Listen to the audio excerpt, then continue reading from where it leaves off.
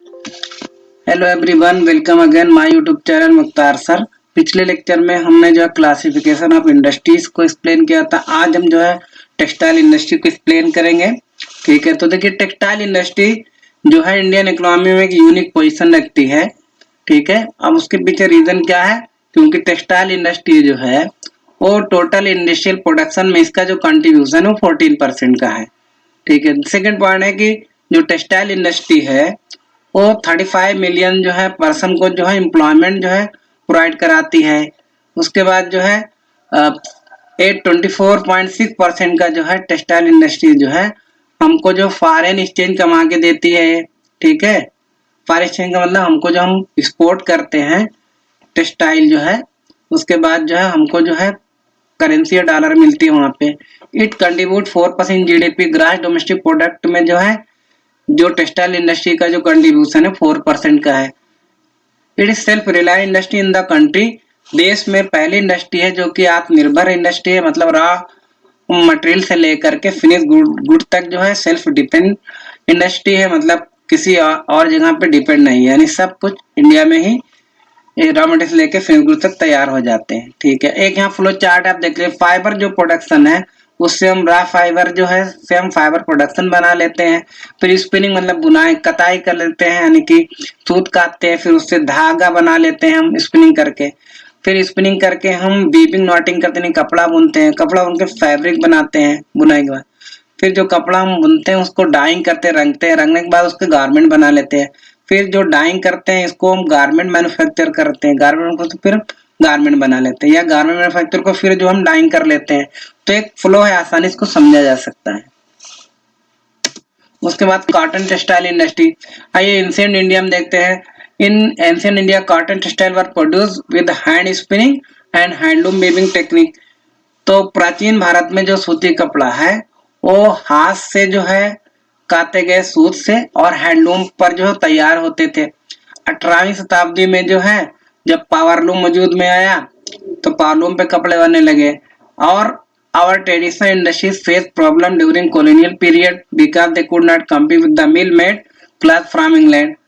तो जब 18वीं शताब्दी में जो है इंग्लैंड में औद्योगिक क्रांति आई तो वहां पर जो है मिलों में कपड़े तैयार होने लगे। जैसा कि आप जानते हैं कि इंडिया जो है ब्रिटिश की एक कॉलोनी थी, तो इंग्लैंड से तैयार किए हुए मिलों के कपड़े भारत में आने लगे। तो हमारा जो ट्रेडिशनल इंडस्ट्रीज है, ठीक है, यानी कि हैंडलूम पे जो कपड़े तैयार होते हैं वो उसका जो है मिल से बने हुए कपड़ों का जो है मुकाबला नहीं कर पाया, जिससे वो तमाम दिक्कतों का उसको सामना करना पड़ा। तो भारत के अंदर जो पहली जो कामयाब जो मिल लगी कपड़े की वो मुंबई में 1854 में लगी। उसके बाद आप देखते हैं कि 2 world war were fought in Europe. India was British colony, there was a demand for cloth in UK and they gave a boost to the development of cotton textile industry. जैसा कि आप जानते हैं कि यूरोप में 2 विश्व युद्ध लड़े गए जिससे वहां का इंडस्ट्रियल डेवलपमेंट डिस्ट्रॉय हो गया था।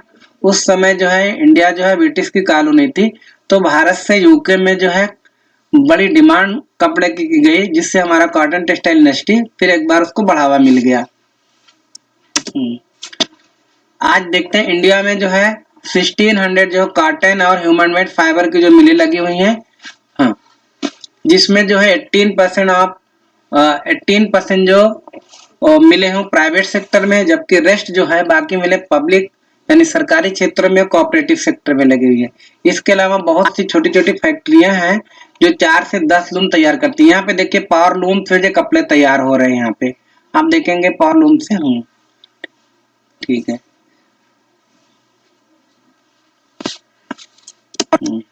देखिए पावर लूम से कपड़े बन रहे हैं, कपड़े की बुनाई होती पावर लूम पे चल रहे हैं।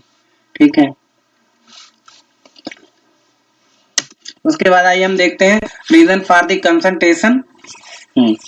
Reason for the concentration of cotton textile industry in the cotton growing belt of Maharashtra and Gujarat in the earlier.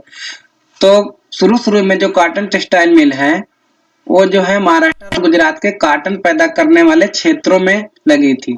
ठीक है, यहाँ पे देखिए एक हैंड स्पन जो है हाथ से कपड़े की बुनाई हो रही थी, हैंडलूम है।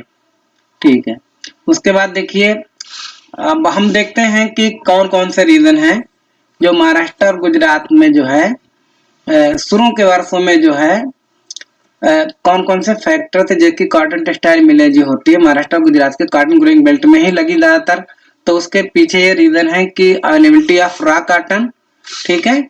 अवेलेबिलिटी ऑफ रॉ कॉटन का मतलब है कि गुजरात और महाराष्ट्र में कॉटन पैदा करने वाले क्षेत्र हैं तो कॉटन आसानी से मिल जाता था।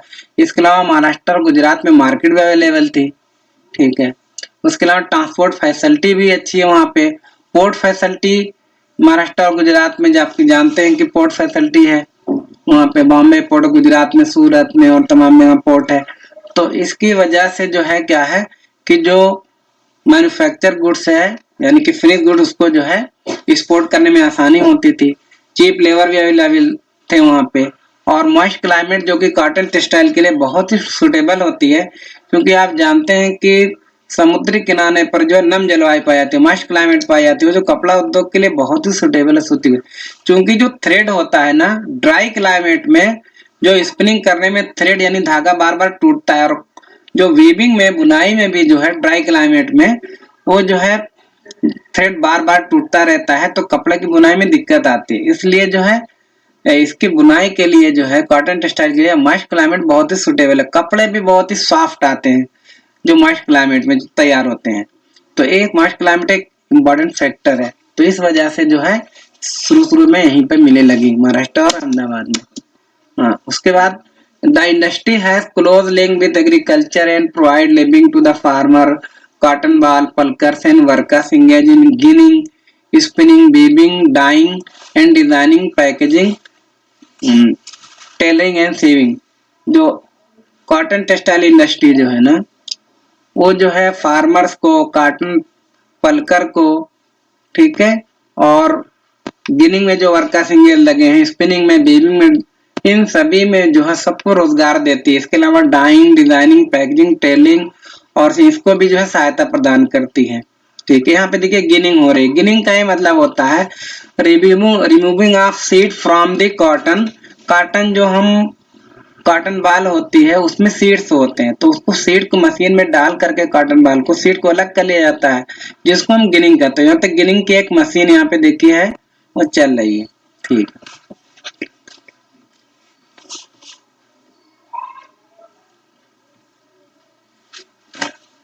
हाँ, एक कॉटन बाल, कॉटन पलकर है। यहाँ पे कॉटन बाल को जो है, कॉटन बाल है इसको ये तोड़ते हैं लोग, कॉटन पलकर है। India has world class production in spinning, but weaving supplies low quality of fabric as cannot use much of the high quality yarn produced in the country. तो India has world class in the spinning, यानी भारत जो है ना वो world level के जो है वो थ्रेड बनाता है, ठीक है, but weaving supplies low quality of fabric, यानी जो फैब्रिक यहाँ से जो बनते हैं उसकी क्वालिटी लो होती है। It can use much of the high quality yarn produce in the country. इसका रीजन है कि भारत में जो अच्छे किस्म के जो धागे बनते हैं, तो यहाँ के जो कपड़ा उद्योग वाले जो हैं यानी जो वीविंग सेक्टर में लगे हैं वो हाई क्वालिटी का जो है यार्न को जो है यूज नहीं करते हैं, इसलिए कपड़े की क्वालिटी थोड़ा लो होती है। तो हाई क्वालिटी जो अच्छी क्वालिटी का थ्रेड होता है, यार्न होता है, उसको एक्सपोर्ट कर दिया जाता है। जबकि हमारे यहाँ जो है कपड़ा उद्योग में लगे लोग हाई क्वालिटी का जो है जो यार्न यूज नहीं करते हैं, इसकी वजह से कपड़े की क्वालिटी लो होती है। अब यहाँ पे क्वेश्चन है, व्हाई डिड महात्मा गांधी ले emphasis on spinning yarn and weaving khadi? कि महात्मा गांधी ने जो है जो स्पिनिंग यार्न धागे की कताई पर और खादी को बुनने पर क्यों जोर दिया था? तो Gandhi ji led emphasis on spinning yarn and weaving khadi because, इसलिए जोर दिया था स्पिनिंग पर और खादी की बुनाई पर क्योंकि महात्मा गांधी का विश्वास ये था वो स्वदेशी में विश्वास करते थे, उनकी विचारधारा स्वदेशी थी। तो देसी का मतलब कि अपने देश की बनी हुई चीजों को जो है लोग इस्तेमाल करें। दूसरा है कि weaving is done by handloom, powerloom and in mills. Weaving जो है वो हैंडलूम, पालूम और मिलों में बनते हैं। The hand spun khadi provide large scale employment to the weaver in their home accordingly. तो अगर खादी जो है जब इसलिए जोर दिया था कि ये जो है बड़े पैमाने पर जो है कुटीर उद्योग के रूप में लोगों को जो है रोजगार देती है, इसलिए गांधी ने इस पे जोर दिया था। एक क्वेश्चन और यहाँ पे हम लेते हैं, why is it important for our country to keep mill sector loomage lower than powerloom and handloom? यानी मिल सेक्टर लूम को जो है पावर लूम और हैंडलूम से क्यों थोड़ा सा कम होना चाहिए। तो power loom and handloom provide employment to large number of people in the rural, क्योंकि पावर लूम हैंडलूम जो है रूरल एरिया में बहुत से लोगों को रोजगार प्रोवाइड करता है, एक रीजन हो गया। और as a result unemployment poverty will decrease, और जिसकी वजह से रीजन क्या होगा कि ग्रामीण क्षेत्र है वहां पे बेरोजगारी और गरीबी में जो है कमी आएगी। Rural people will be self reliant, और जो है ग्रामीण लोग जो है आत्मनिर्भर बनेंगे, ये रीजन था। एक क्वेश्चन है, why is it important for us to improve our weaving sector instead of exporting are in large quantities. मतलब ये है कि हमारा जो बुनाई का सेक्टर उसको इम्प्रूव ज्यादा होना चाहिए इन कंपैरिजन टू जो है जो हम या धागे को एक्सपोर्ट, हम धागे को एक्सपोर्ट करने के बजाय अपना जो वीविंग सेक्टर है, बुनाई का सेक्टर है, उसको ज्यादा जो है इम्प्रूव करना चाहिए। ऐसा क्यों है?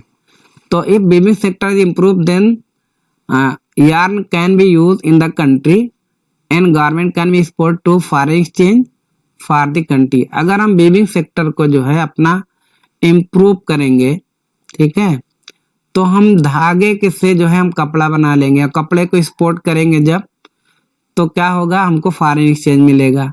और दूसरे जो है weaving is important occupation for the rural people after agriculture. खेती के बाद जो है जो दूसरा सबसे बड़ा जो रोजगार प्रोवाइड करने वाला है वो बुनाई का क्षेत्र है, वीविंग सेक्टर है। So it help them to earn income to sustain their family.